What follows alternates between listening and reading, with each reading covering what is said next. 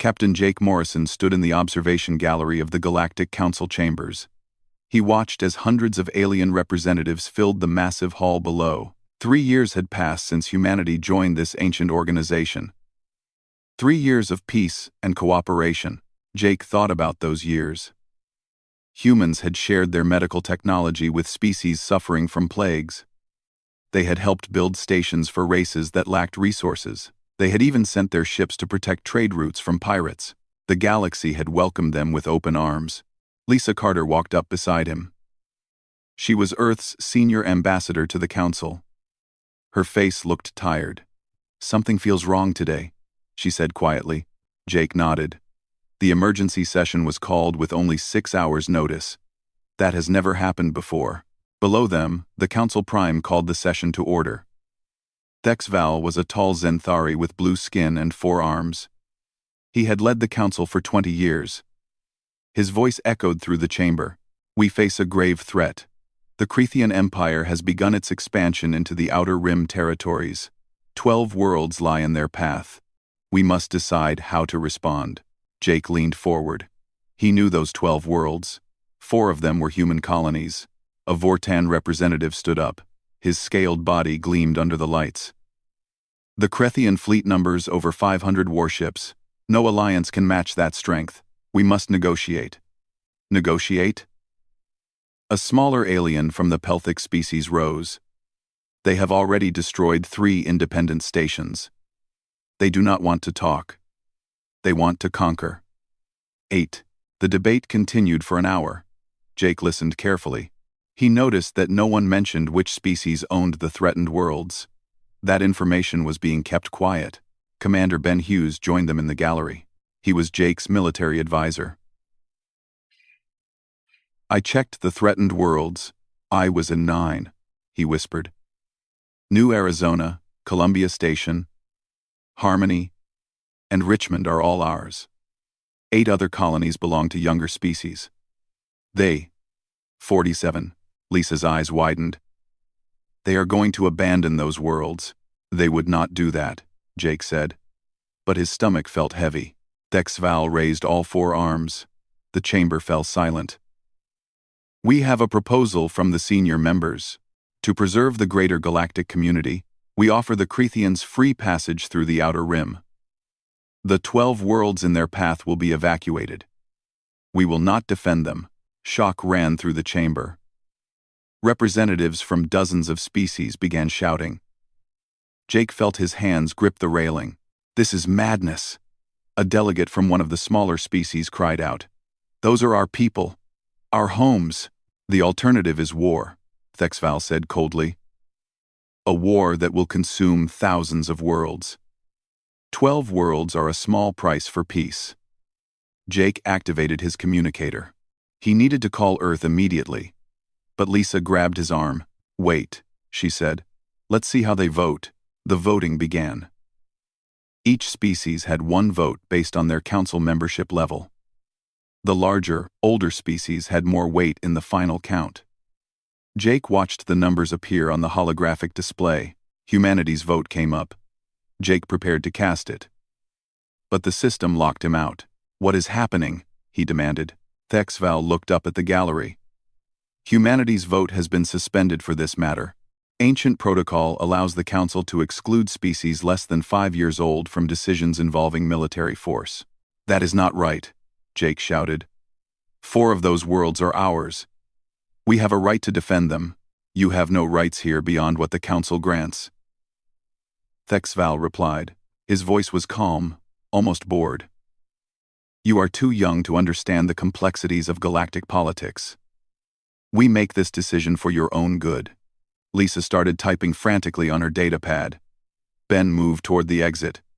"I need to warn the colonies," he said. Security drones appeared at every door. A smooth voice came through the speakers. "All human representatives are to remain in the gallery until the vote is complete.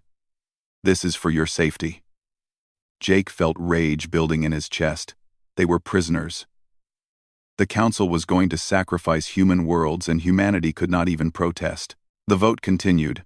Species after species approved the measure. Some looked ashamed. Others seemed relieved that their worlds were safe. A few of the younger species voted against it, but their votes carried little weight. The final tally appeared. The measure passed with 73% approval. Thexval stood. The decision is made. All species with colonies in the affected zone have 72 hours to evacuate. After that time, the Crethians will be granted unrestricted access. Any resistance will be considered a violation of council law. You are condemning 40 million humans to death or displacement, Jake yelled. We are saving 40 billion others, Thexval said. When you are older, you will understand. The session ended. The security drones escorted Jake, Lisa, and Ben out of the chamber. They were taken to a diplomatic holding area. It was comfortable, but locked from the outside. We need to warn Earth, Jake said. He tried his communicator again, still blocked. Lisa was still working on her datapad. I am trying to route a message through the Pelthic embassy. They opposed the vote. They might help us. Hours passed. Jake paced the room like a caged animal. Ben sat quietly, but his jaw was clenched tight. Finally, Lisa's pad beeped. I got through. I sent a priority message to Earth Command. They know what is coming. Will they evacuate in time? Ben asked. I hope so, Lisa said. But 72 hours is not much time for 40 million people. A young Pelthic aide appeared at the door. She looked nervous. Ambassador Carter, I should not be here. But you need to know something. What is it? The council already contacted the Crethians 2 days ago, before the vote. They told the Crethians which worlds would be abandoned. The Crethian fleet is already moving. They will reach your colonies in 48 hours, not 72. Jake felt his blood turn cold. They lied about the timeline. Yes, the aide said. They wanted to make sure your people could not mount a defense. I am sorry. She disappeared back into the corridor. Ben slammed his fist against the wall. They planned this. They set us up. Jake moved to the window. Outside, he could see the beautiful spires of the council capital world. For 3 years, humans had believed in this organization. They had trusted these aliens. They had called them friends. Now he saw the truth. Humanity was alone. His communicator suddenly activated. He had a narrow window of transmission time before the blocks reset. Jake grabbed it and opened a channel to Earth. This is Captain Morrison to Earth Command. The Council has betrayed us. They are sacrificing our outer colonies to the Crethians. You have 48 hours, maybe less. Evacuate everyone you can, and prepare for... The signal died. The communicator went dark in his hand. In that moment, Jake Morrison understood something important. Humanity had spent 3 years trying to fit into the galactic community. They had followed every rule. They had been helpful, friendly, and peaceful. And the galaxy had seen that as weakness. That would change. Admiral Ryan Cooper stood in Earth Defense Command when the message arrived. It was fragmented and broken, but Jake Morrison's voice was clear enough. The Council had betrayed humanity. The Crethians were coming. Ryan looked at the tactical display. 4 human colonies sat directly in the Crethian path. New Arizona held 15 million people. Columbia Station had 8 million. Harmony and Richmond together housed another 17 million. 40 million souls with less than 2 days to escape. Get me President Hammond, Ryan said. Now, 10 minutes later, President Nicole Hammond appeared on the screen. Her office was in Geneva, but she looked like she had not slept. I got the same message. Admiral, tell me we can save them.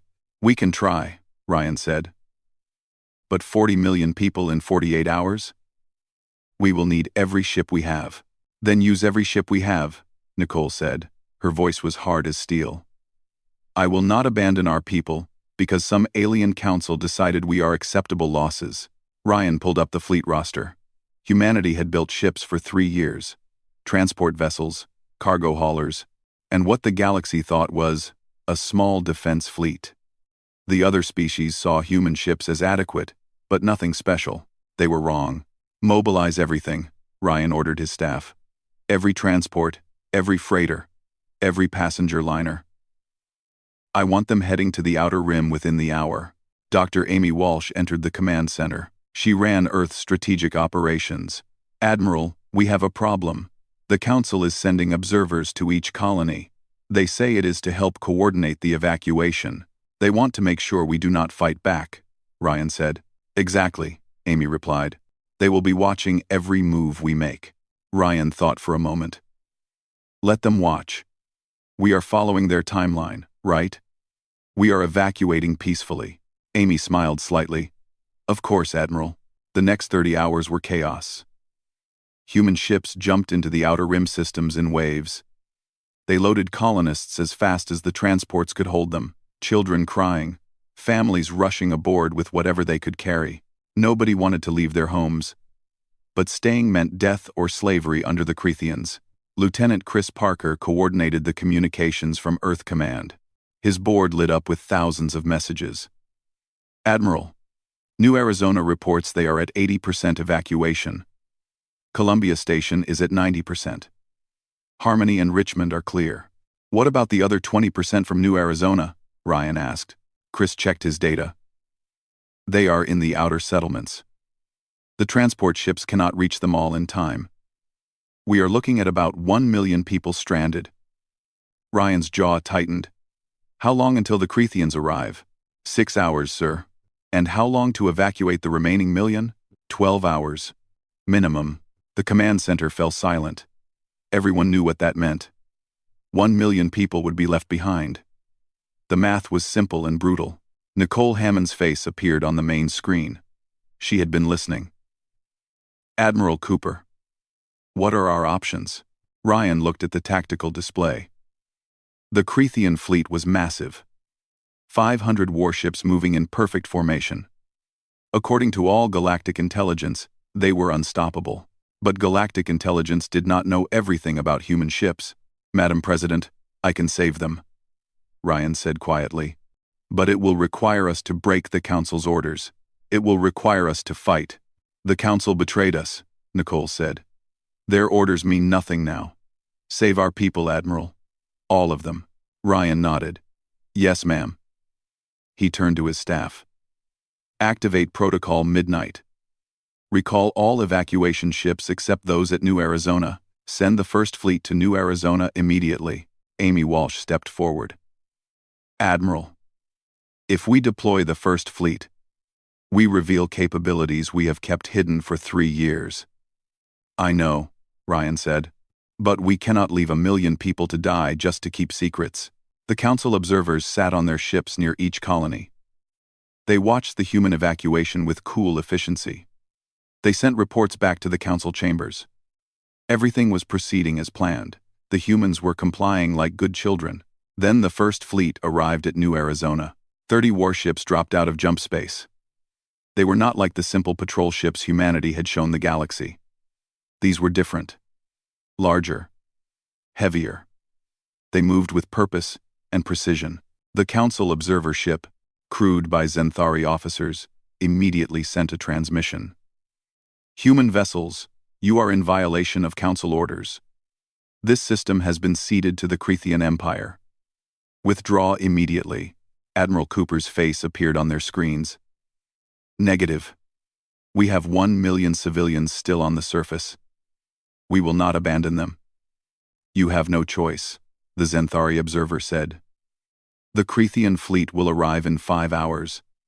If you engage them, the Council will consider it an act of war against galactic peace." "Then consider it an act of war," Ryan said calmly. "We are done taking orders from the Council." The transmission ended. The Council observers frantically sent messages back to their superiors. This was not supposed to happen. Humans were supposed to be peaceful. They were supposed to follow the rules. On New Arizona's surface, the last transport ships loaded the remaining colonists. Families ran up boarding ramps. Children clutched toys and pets. Old people moved as fast as their legs would carry them. The human ground crews worked like machines, checking manifests and sealing hatches. Captain Danny Foster commanded the flagship of the First Fleet. He watched the chronometer count down. 4 hours until the Creathians arrived. 3 hours. 2 hours. All transports are clear of the surface, his tactical officer reported. Last ship, jumping out now. Good, Danny said. Now we wait. Lieutenant Megan Stone sat at the weapons console. She had trained for 3 years on systems the galaxy had never seen. Human weapons based on Earth's violent history. Missiles with nuclear warheads, railguns that fired metal slugs at a fraction of light speed, energy weapons that could burn through any known shielding. The galaxy thought humans were peaceful explorers. They were about to learn different. The Krethian fleet appeared at the edge of the system. 300 warships in tight formation. They moved with the confidence of conquerors who had never known defeat. Their lead ship sent a transmission. Human vessels. This system belongs to the Krethian Empire, by decree of the Galactic Council. Surrender immediately, or be destroyed. Admiral Cooper sat in his command chair. He thought about the 40 million people they had saved. He thought about the 1 million people on the last transports, now safely jumping to Earth. He thought about the Council's betrayal. All ships. Ryan said calmly. Weapons free. Show them what humans do to those who threaten our families. The first fleet opened fire. Missiles launched in swarms, hundreds of them, filling the space between the fleets. The Krethians had never seen weapons like these. Their point defense systems tried to track the incoming fire, but there were too many targets. Railgun rounds followed the missiles. Solid metal, moving at incredible speed. They punched through Krethian shields like they were not even there. Ships exploded or spun out of control, trailing atmosphere and debris. The Krethians fired back. Their plasma weapons were powerful, designed to overwhelm enemy shields through sustained fire. But human shields were not like galactic shields. They used layered defensive fields that redirected energy rather than absorbing it. The Krethian weapons splashed harmlessly against the barriers. Megan Stone coordinated the weapons fire with cold precision. Target their command ship. All railguns. Fire on my mark. 20 railgun rounds hit the Krethian flagship simultaneously. Its shields collapsed. Its hull cracked open. Atmosphere vented into space, along with thousands of crew members. The battle lasted 40 minutes. When it ended, 150 Krethian ships were destroyed or disabled. The rest fled back into jump space. Their formation shattered. Their confidence broken. The human First Fleet had not lost a single vessel. A few ships had minor damage. No crew casualties. On the Council observer ship, the Zenthari officers sat in stunned silence. They had just watched humans defeat one of the galaxy's most feared military powers. And they had made it look easy. Send the recordings to the Council, the senior officer whispered. Send everything. Admiral Cooper stood on his bridge. Around him, his crew cheered and celebrated. But Ryan felt no joy. They had won this battle, but something bigger had just begun. Humanity had revealed its true strength. The galaxy would never look at them the same way again, and Ryan knew that would bring both danger and opportunity. The recordings spread across the galaxy within hours. Every species saw the same thing. Humans fighting the Krethian Empire, and winning. Winning easily. Council Prime Thexval watched the battle footage for the 5th time. His forearms trembled slightly. The humans had destroyed 150 Krethian warships in 40 minutes. They had used weapons the Council had never seen. Weapons that should not exist. How did we not know? He asked his advisors. A Vortan security chief shuffled his scales nervously. They showed us only what they wanted us to see. Their patrol ships, their transports, their cargo vessels.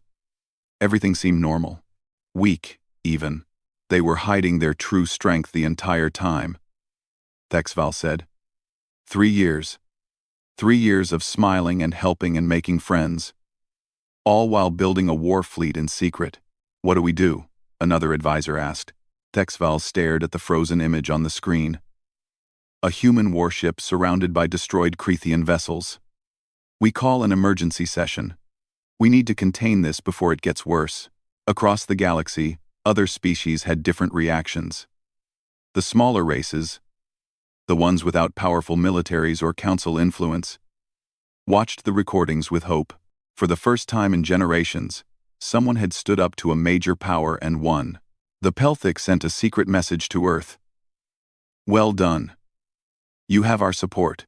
The Narvan, a species that had lost 3 colonies to Crethean raids over the past decade, sent a similar message. We understand why you fought.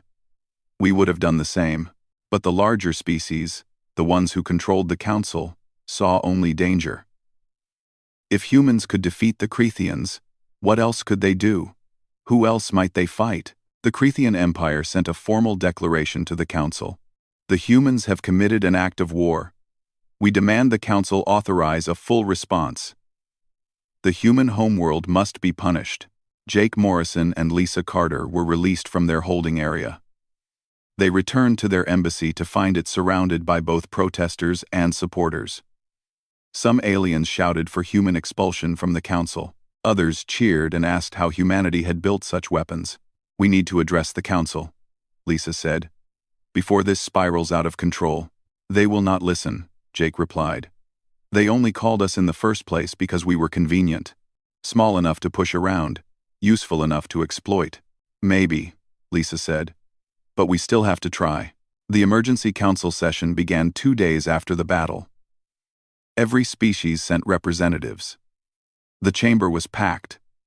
Tension filled the air like electricity. Thexval opened the session. We are here to address the human violation of council decree.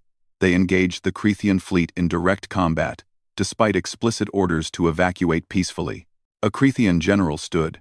His species was tall and heavily muscled, with red skin and sharp features. The humans destroyed 150 of our ships, killed 30,000 of our people. This cannot stand. We demand justice. Tenor, justice? Jake Morrison's voice cut through the chamber. He had not been given permission to speak, but he spoke anyway. You want to talk about justice? Thexval raised a hand. Captain Morrison, you are not recognized. I do not care, Jake said. He walked down to the main floor. Security drones moved toward him. But Lisa Carter activated her diplomatic immunity badge. The drones stopped. For 3 years we followed every rule. Jake continued. We helped build stations. We shared medical technology. We protected trade routes. We did everything the Council asked. And we welcomed you, Thexval said. We gave you a place in the galactic community. You gave us nothing, Jake shot back. You used us. When it became convenient to sacrifice our people, you did not even hesitate. You voted to hand over 40 million humans to an empire that would have killed or enslaved them. You nullified our vote. You lied about the timeline. You set us up to fail. Murmurs ran through the chamber. Several smaller species nodded in agreement. The decision was necessary for galactic peace, Thexval said. It was necessary for your peace, Lisa Carter said, joining Jake on the floor. You protect the powerful and sacrifice the weak. That is not justice. That is cowardice. A Zenthari delegate stood. The humans were too young to understand the complexities of the situation. Too young? Jake laughed bitterly. We understood perfectly. You wanted us to roll over and accept our fate like good little children. Well, we are not children. We are humans. And we protect our own. The Crethean general slammed his fist on his desk. Enough speeches. The Council must sanction the humans, embargo their worlds, expel them from civilized space, make an example of them. An example. A new voice spoke up. It came from one of the large screens on the chamber wall. President Nicole Hammond appeared, broadcasting from Earth. Madam President, Thexval said carefully, this session is for Council members only. I am not asking for permission, Nicole said. I am telling you what will happen next. She pressed a button. The screens around the chamber lit up with data. Star maps. Battle reports. Diplomatic logs. Hundreds of files began scrolling past. For 3 years, we have been watching the Council, Nicole continued. We noticed something interesting. 47 species have been attacked by pirates, raiders, or opportunistic empires during that time. 47 species asked the Council for help. Do you know how many times the Council sent aid? The chamber was silent. 0, Nicole said. Not once. Because those 47 species were small. They had no resources worth protecting. They had no political power. So the council ignored them. That is not true, Thexval protested. It is completely true, Nicole said. The screens showed recordings of council sessions. Small species begging for help, council members voting to do nothing. We have all the records. Every session, every vote, every decision to abandon the weak in favor of the powerful. Lisa Carter pulled out her data pad. We also noticed something else. While the council ignored these species, humans were helping them. Quietly. Without council approval or oversight. More images appeared. Human ships defending Pelthic cargo convoys. Human medical teams treating a plague on Narvan colonies. Human engineers building defense stations for the Keyleth people. We protected them because it was the right thing to do, Nicole said. We did not ask for permission because we knew the council would say no. You have made it very clear that small species do not matter to you. This is outrageous, a Vorton delegate shouted. You operated outside council authority and saved thousands of lives, Jake said. Lives the council would have written off as acceptable losses. Nicole's face filled the main screen. So, here is what will happen next. Humanity is withdrawing from the Galactic Council. We no longer recognize your authority over our worlds or our people. Shock rippled through the chamber. Species had never left the council before. It was unthinkable. Furthermore, Nicole continued, we are offering protection to any species that wants it. Real protection. Not empty promises or political games. If you ask for help, we will come. If you are attacked, we will fight beside you. If you need medical aid, technology, or resources, we will share them. You cannot do this, Thexval said. His voice shook slightly. You will divide the galaxy. You already divided it, Nicole replied. Into the powerful and the powerless. We are just offering the powerless a choice. Lisa touched her data pad. We have already received messages from 17 species. They want to join us. They want a council that actually protects them. This is rebellion, the Creathian general growled. No, Jake said quietly. This is evolution. The old system failed. Time for a new one. Nicole looked directly at the Council Prime. We do not hate you. We do not seek revenge. We simply will not follow leaders who are willing to sacrifice the innocent for political convenience. If you want to join us, you are welcome.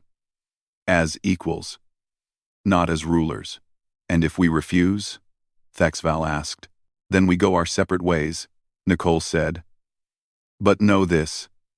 Any species that threatens our allies will face the same response the Creathians received. We do not start fights, but we will finish them. The transmission ended. Nicole's face disappeared from the screens. The council chamber erupted in chaos. Species shouted at each other. Some demanded immediate action against the humans. Others quietly contacted their home governments with new instructions. Jake and Lisa walked out of the chamber. Behind them, the Galactic Council tore itself apart, arguing about what to do. Do you think it will work? Jake asked. I think we just changed the galaxy, Lisa replied. Whether that is good or bad, we will find out soon enough. Her data pad beeped. Another message from a species requesting to join the Human Alliance. Then another. And another. By the end of the day, 34 species had pledged their support to Earth. The old order was crumbling. Something new was being born, and humanity stood at the center of it all. The alliance formed quickly. Within a week, 34 species had officially joined. They called it the Mutual Defense Alliance, though most beings simply called it the Human Alliance. President Nicole Hammond insisted on one rule above all others. Every species had an equal vote. Regardless of size or power, the tiny Keyleth, with only 3 colony worlds, had the same voice as humanity with its dozens of settlements. This is inefficient, said Ambassador Tyler Reed, one of Nicole's advisors. The larger species should have more influence. That is just practical. That is how the council operated, Nicole replied. And look how that turned out. We are building something different. The Alliance headquarters was established on a neutral world called Haven. It was a beautiful planet with no native intelligent life, positioned perfectly between human and pelthic space. Construction began immediately on a massive station that would house representatives from all member species. Dr. Amy Walsh headed up the Alliance military coordination. She spent her days meeting with officers from dozens of different species, learning their tactics, understanding their needs. The Narvan have good ships but outdated weapons, she told Admiral Ryan Cooper. The Keyleth have barely any military at all. The Pelthic are well trained but lack numbers. Can we standardize their equipment? Ryan asked. We could, Amy said, but that would take years. In the short term, we need to work with what they have and fill in the gaps. Ryan nodded. So we become the backbone. Human ships provide the heavy firepower, while our allies handle support roles. For now, Amy agreed. But we should also train them, share our technology, make them stronger so they do not need to rely on us forever. That is dangerous, Tyler Reed said. He had joined the meeting. If we give away our technological advantages, we lose our edge. We are not trying to dominate them, Ryan said firmly. We are trying to protect them. There is a difference. The first real test came 3 weeks after the Alliance formed. A Narvan colony called Deepwater sent a distress call. Raiders were attacking the orbital stations. The local defense force was overwhelmed. In the old days, the Narvan would have contacted the council. The council would have debated. Committees would have formed. By the time anyone decided to help, the colony would have been destroyed. The Alliance worked differently. Captain Ashley Grant commanded a human rapid response group. She received the distress call and immediately jumped her ships to deep water. She did not wait for permission. She did not file reports. She just went. Her small fleet arrived to find 6 raider ships looting the orbital stations. The raiders were from an independent group that preyed on weak targets. They had done this a dozen times before without consequence. This is Captain Grant of the Alliance Defense Force, Ashley broadcast. You are attacking a protected world. Leave now, or be destroyed. The raiders laughed at her. 6 ships, against her 3 escorts. They liked those odds. The battle lasted 8 minutes. Human missiles destroyed 4 raider vessels outright. The other 2 tried to run. But human ships were faster. Ashley's group disabled their engines and took the crews prisoner. The Narvan governor met Ashley when she landed on deep water. He was an older male with gray fur and tired eyes. Thank you, he said simply. The council ignored our requests for help for 5 years. You came in less than an hour. That is what allies do, Ashley replied. The news spread quickly. The Alliance had responded to a threat immediately and decisively. No debates, no committees, no political maneuvering, just action. 4 more species applied to join within the next 2 days. Back at council headquarters, Thexval watched the recordings of the Deepwater incident. His advisors stood around him in silence. They are making us look incompetent, one advisor said. We are incompetent, Thexval replied quietly. At least when it comes to protecting the weak. The humans are showing the galaxy what we should have been doing all along. We should sanction them, a Vortan representative suggested. Declare them rogue. Isolate them economically. And prove them right about us? Thexval shook his head. No, that would only push more species into their arms. Then what do we do? Thexval thought for a long moment. We adapt. Or we become irrelevant. Meanwhile, the Crethean Empire was planning its revenge. They had been humiliated at New Arizona. Their reputation as unstoppable conquerors had been shattered. They needed to restore their image. General Krax commanded the Crethean war fleet. He was a veteran of 30 campaigns. All successful. He had never known defeat before the humans arrived. We attack their weakest member, Krax told his officers, the Keyleth. They have almost no military. The humans cannot be everywhere at once. We will overwhelm the Keyleth before help arrives. What if the humans do arrive? an officer asked. Then we fight them with our full strength, Crack said. Not a fraction of our fleet like at New Arizona. All 800 ships. We will crush them. The Crethean armada jumped into Keyleth space without warning. 3 colony worlds, defended by only a handful of small patrol craft. It should have been an easy victory, but Admiral Ryan Cooper had anticipated this. He had positioned human ships throughout Alliance space, ready to respond to any threat. When the Keyleth sent their distress call, Ryan was already moving. All units, jump to Keyleth space, he ordered. Maximum speed.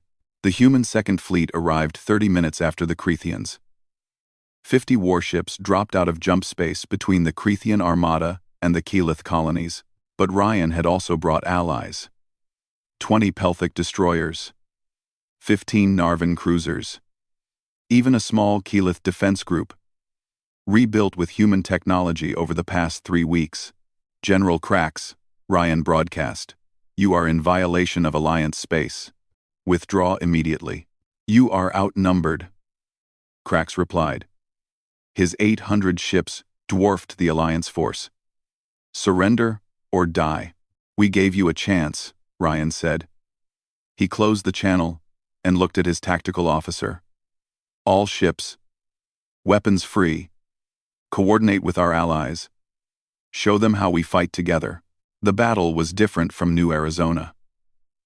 This time, the Alliance forces fought as a true combined fleet. Human ships took the lead, using their superior weapons to punch through Crethean lines. Pelthic destroyers followed close behind, exploiting the gaps and targeting damaged enemy vessels. Narvan cruisers provided supporting fire, their crews working in perfect harmony with human tactical data. The Keyleth ships, small and lightly armed, stayed back and coordinated communications between all the different species. They turned out to be excellent at managing the chaos of a multi-species battle. The Cretheans discovered that numbers alone did not guarantee victory. The Alliance fought with coordination that the Cretheans had never seen before.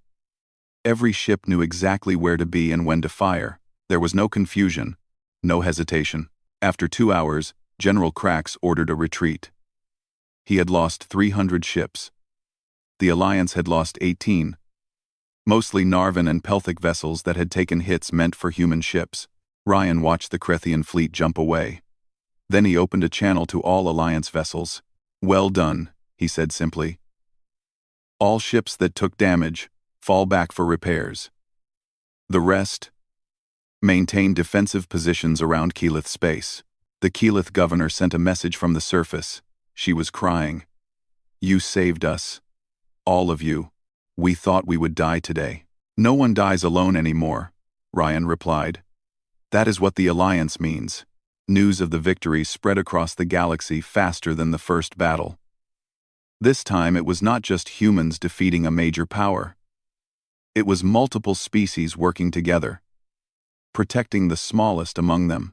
12 more species applied to join the Alliance the next day. On the Council world, Thexval sat in his office. A Pelthic ambassador had come to deliver a message. The Pelthic were leaving the Council to join the Alliance full-time. You are making a mistake, Thexval said quietly. Am I? The Pelthic asked. The Council promised us protection for 200 years. In that time, we lost 4 colonies to raiders and pirates. The Alliance has been active for less than a month and has already saved 2 of our worlds. We have procedures, proper channels. It takes time to mobilize a response. It takes too much time, the Pelthic said. By the time your committees finish debating, people are already dead. The humans do not debate. They act. That is reckless. That is effective. The Pelthic stood to leave. I am sorry, Council Prime. You are not bad people. But your system is broken. The humans are building something better. After the ambassador left, Thexval sat alone in the dark. He had led the Council for 20 years. He had always believed they were doing good work, maintaining peace, managing the complex politics of hundreds of species. But maybe the humans were right. Maybe peace through political maneuvering was not enough. Maybe real peace required being willing to fight for those who could not fight for themselves. He touched his communication console. "Get me President Hammond," he said. It is time we talked. 6 months had passed since the alliance formed. The galaxy looked very different now. Captain Jake Morrison stood on the observation deck of Haven Station. Below him, the Alliance capital world sparkled with lights from 100 different settlements. Pelthic architecture mixed with Narvan designs. Keyleth gardens surrounded human buildings. 62 species now called this place home. Hard to believe it has only been half a year, Lisa Carter said, joining him at the window. Feels like a lifetime ago. Jake agreed. Remember when we thought the council was the center of everything? Now they are just another political organization, Lisa said. And not even the most important one anymore. The alliance had grown beyond anyone's expectations. 62 member species, all with equal votes. The rapid response fleets had stopped 7 major attacks and dozens of minor raids. Trade routes that were once plagued by pirates now ran safely under Alliance protection. Admiral Ryan Cooper had restructured the Alliance military into regional defense groups. Each group combined ships from multiple species, all working together. Human vessels still provided the heaviest firepower, but the other species had learned quickly. Narvan crews now operated human-designed weapons. Pelthic engineers maintained shield systems across the entire fleet. "We are teaching them everything we know," Tyler Reed had complained to President Hammond months ago. "Soon, they will not need us. That is the entire point," Nicole had replied. "We are not building an empire. We are building partners." The Creathian Empire had tried 2 more attacks after the Keyleth battle. Both times they were driven back by combined Alliance forces. After the 3rd defeat, their government fell apart. A new Creathian leadership had reached out to the Alliance asking for peace talks. Those talks were happening today. General Krax, no longer commanding the war fleet, sat across the negotiation table from Lisa Carter. He looked older, tired. The 3 defeats had cost him his position and his pride. "My government wishes to discuss trade agreements," Krax said stiffly, "and perhaps a non-aggression pact." "Are you asking to join the Alliance?" Lisa asked. Krax hesitated. The new Creathian Council is divided on that question. Many still see it as humiliation. "Then we will start with trade and non-aggression," Lisa said. "Joining can come later, if and when your people are ready." Krax nodded slowly. "You are more generous than we deserve. We do not hold grudges," Lisa replied. "You attacked us. We defended ourselves. Now you want peace. We are happy to give it." The old council would have demanded reparations, territorial concessions. "We are not the old council," Lisa said simply. Elsewhere on Haven Station, Dr. Amy Walsh was training a group of officers from 6 different species. They gathered around a holographic display, showing a simulated battle. "The key is communication," Amy explained. "Your weapons, your ships, your tactics are all different. That is good. Diversity makes you stronger. But only if you can coordinate." A young Keyleth officer raised her hand. "Our ships are much smaller than human vessels. How do we contribute in a major battle?" "Size does not determine value," Amy said. She adjusted the simulation. "Watch this." The hologram showed a large enemy fleet advancing. Human and Narvan ships engaged them head-on. But the small Keyleth vessels slipped around the flanks, jamming enemy communications and providing tactical data to the larger ships. "You see?" Amy said.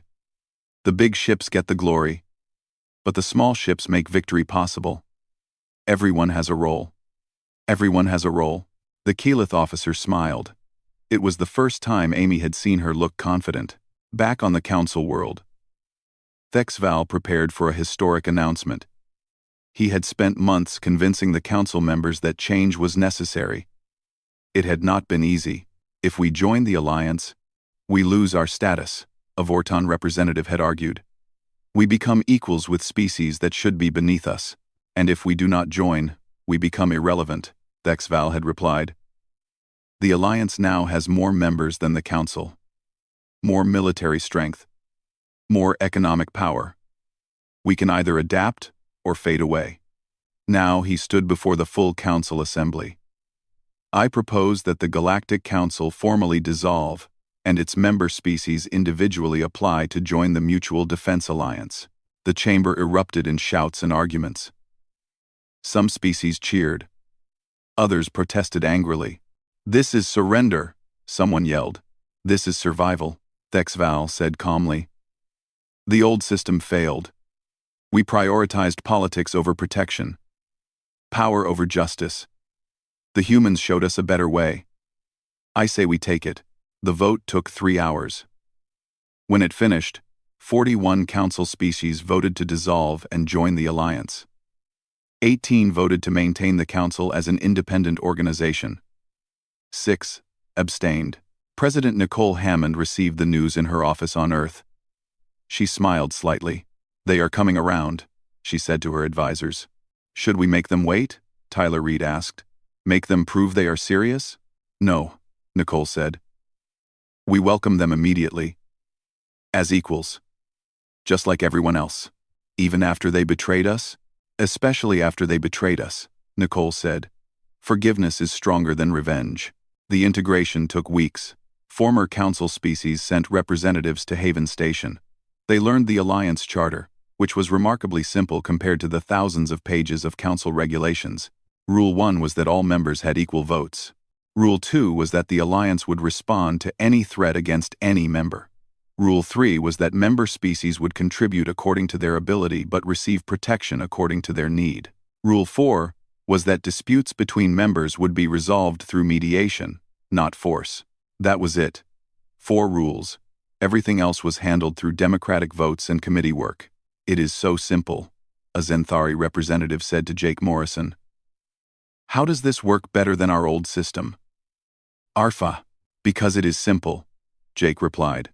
"The council had so many rules and procedures that nothing could get done quickly. By the time you finished debating, the crisis was over. We keep it simple so we can act fast. But what about the complex situations? The nuanced political realities? We handle them as they come," Jake said. "We do not try to predict every possible scenario and write a rule for it. We just try to be fair and protect people. The details work themselves out." The Zenthari looked skeptical but did not argue further. 3 months after the council dissolved, the Alliance held its first full assembly. Representatives from 103 species gathered on Haven Station. The chamber was massive, with seating for thousands. President Hammond opened the session. 6 months ago, humanity was betrayed by the organization we trusted. We could have responded with anger and isolation.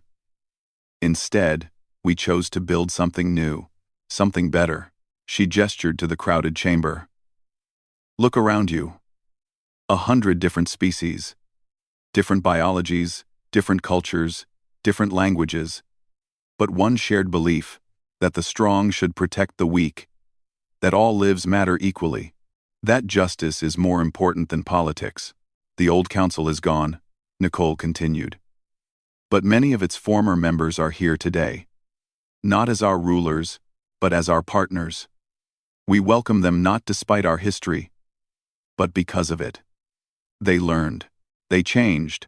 That is what civilized beings do." Thexval stood from his seat. "Madam President, may I speak?"